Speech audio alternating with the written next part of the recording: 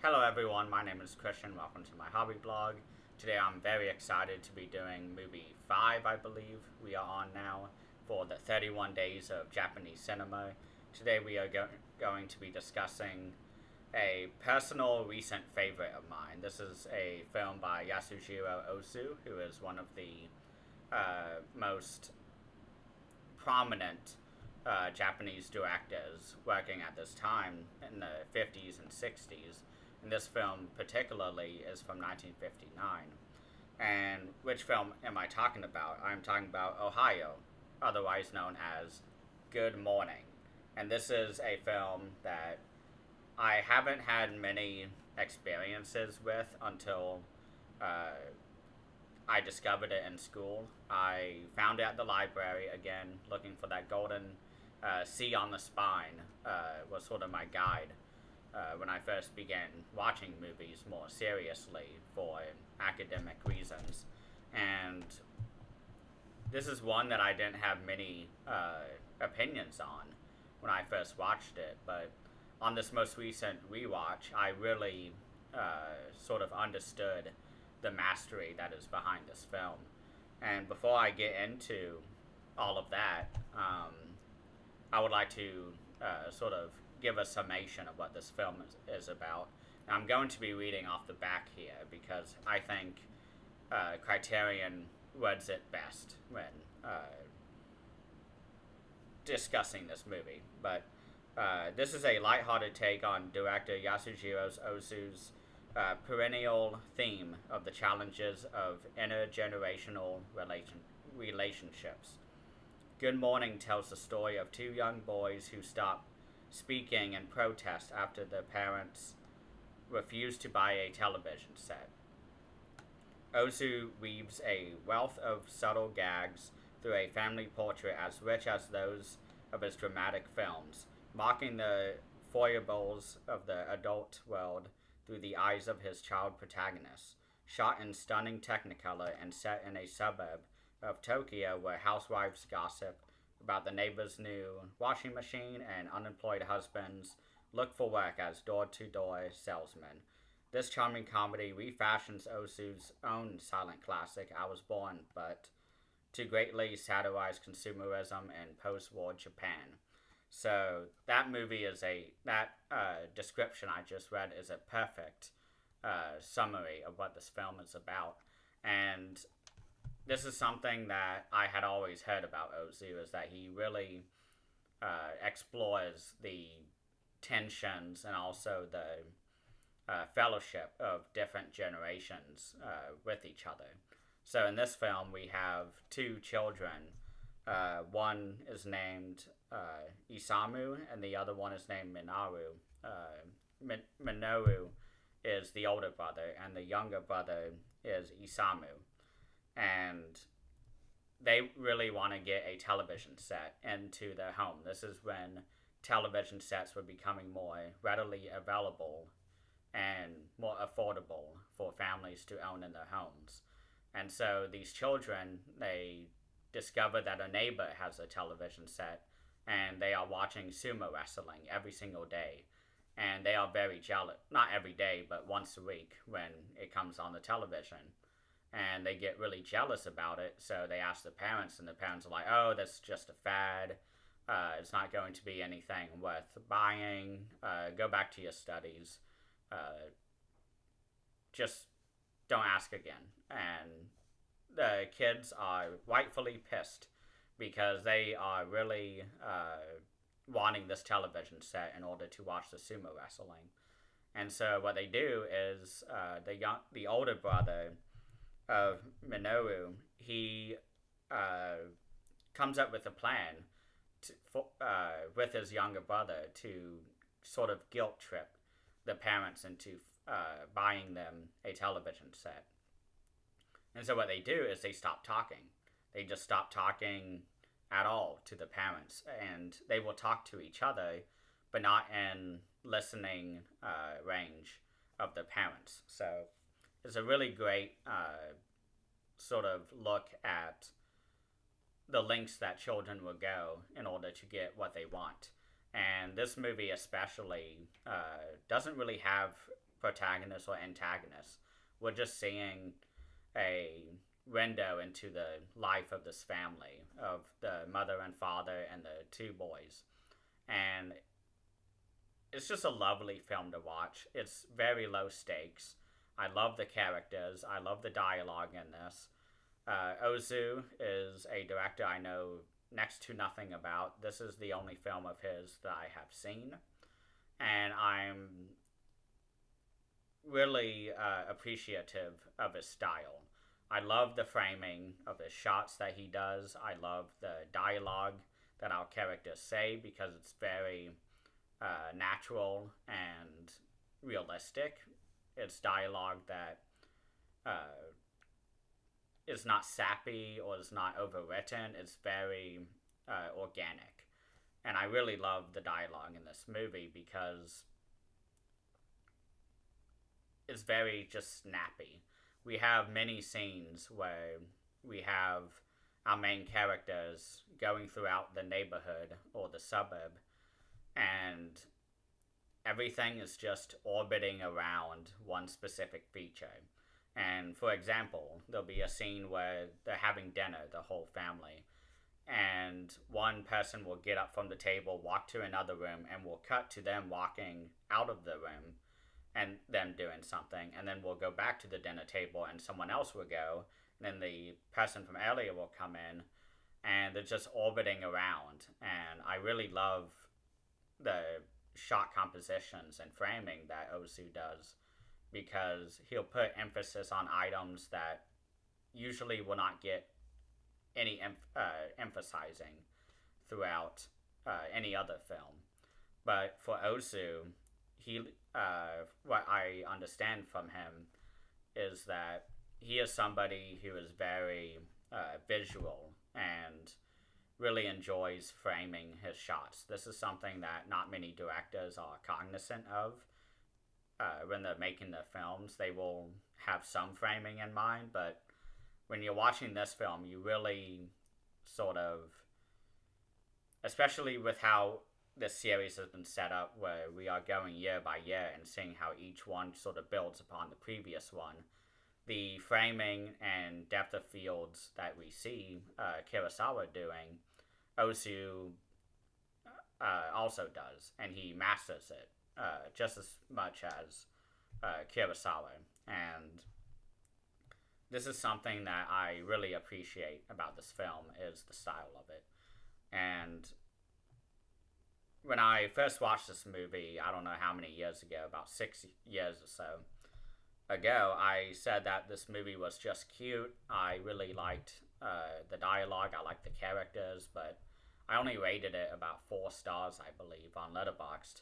And it was my most recent watch this weekend when I was finally able to see the mastery behind this film, which I've discussed earlier. But this movie, I think, could be adapted very easily to a Studio Ghibli type of format, in an animated format. And I think that would be a very interesting approach to take with this type of film, because it's very similar to how Kiki's Delivery Service is, for example, where it's a very small scale story and you get hints that there are a much bigger and more complicated world out there. But for the movie, we are just focused in on this set of characters, and I really love that. I really like the performances of the two boys, especially because one is Minoru. He is the older brother. He's played by Koji Shitara, and the younger brother Isamu is played by Masahiko Shimatsu, and they are just so charismatic in this movie. They are very funny with the dialogue, with the behavior throughout this movie, where they will counter any control and power that the parents have. Whatever's the topic of discussion, they will try to undermine the parents because they are trying to get the upper hand to get the television set. And Isamu, especially, he's the younger brother. He is so cute when he is acting because he has a pretty different face. He has a unique facial structure where his eyes are very far apart, his mouth is very tiny. This is something the video essay was really focusing in on and something I didn't really realize. And it's talking about his facial features and sort of how it's a typically that's a face structure that is used more for humor. And in this movie, he is very serious. And so anytime in a scene when he's arguing with the parents or trying to be disciplined and not talking back and sort of undermining the task at hand, our characters have a hard time not smiling because this kid is, 6 years old maybe, and he's giving just the most grumpy, stern facial expressions ever. And the parents are like trying to be just as stern and serious as him, but they're unable to do it. And the best moment in this film is at the end when we see everything sort of conclude and resolve itself. And one of our parents gives a heavy scolding to the younger boy, and he is just, trying to be really serious. What's his name? Isamu. Isamu is trying to be so serious, and his father is trying to be serious too. And they both are like, looking at each other, and the father is like, being really scolding.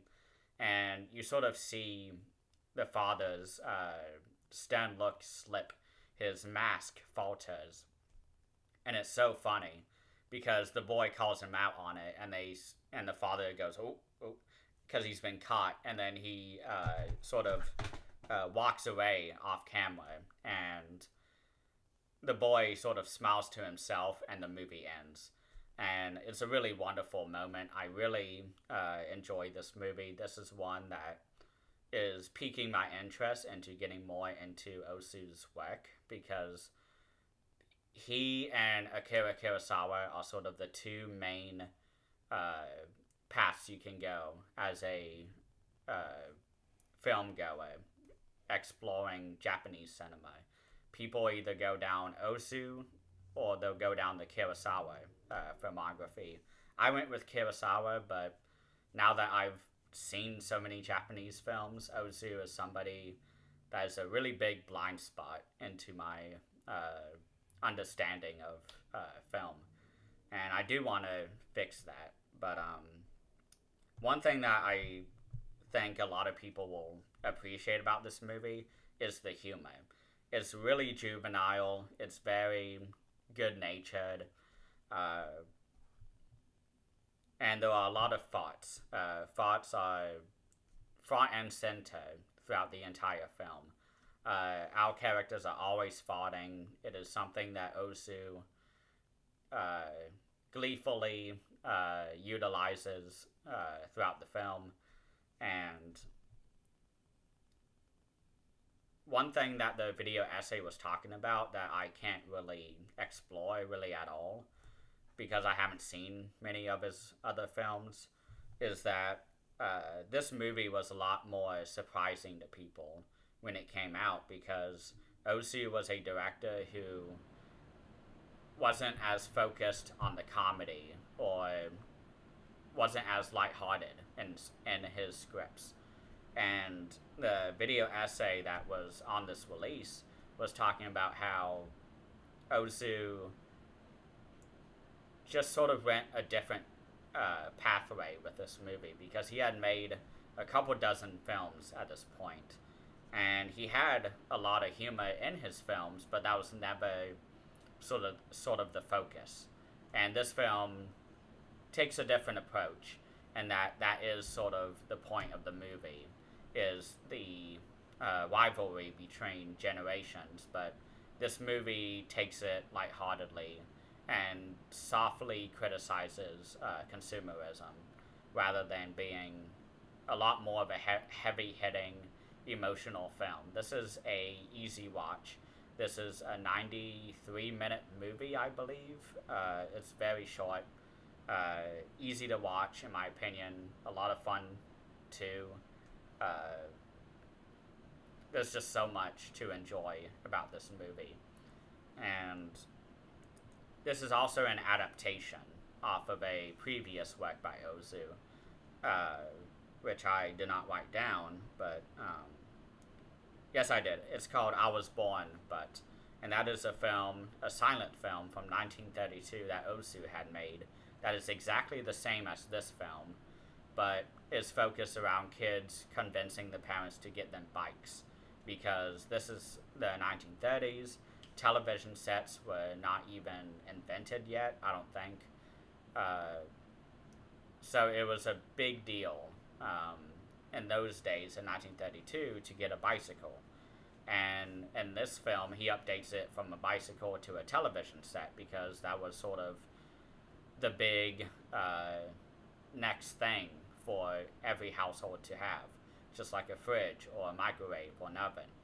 And I really love sort of the back and forth between the different generations and the relationship to technology, because the original film dealt with bicycles and sort of the technology focused around movement, and televisions were able to communicate to many different people much more quicker than bicycles were able. And I really love sort of that aspect of this film, and sort of the relationship to its original predecessor, and just thinking along those lines, how the differences of when both of those films were made really impacted the story at hand, but at the same time, the emotions and the drama are very similar to each other. And that's something that I think is a lot of fun to think about with this film, especially. But there's really not much else to talk about. I don't know this film as well as the other films I've discussed on the series, but this is one that I think is very important, especially the director. I find him really fascinating, but I needed to make sure to represent him in this series, because I want to give sort of a crash course through Japanese cinema. And to not discuss Ozu would be a glaring blind spot. And this is the only film of his that I've seen, that I own, and so I had to discuss this one. And so that is it for today. We are now done with the 1950s. The next film will be one that I haven't decided if I will talk about yet, but the one after that is one that I'm very excited to discuss. So thank you all so much, and please have a great rest of the day.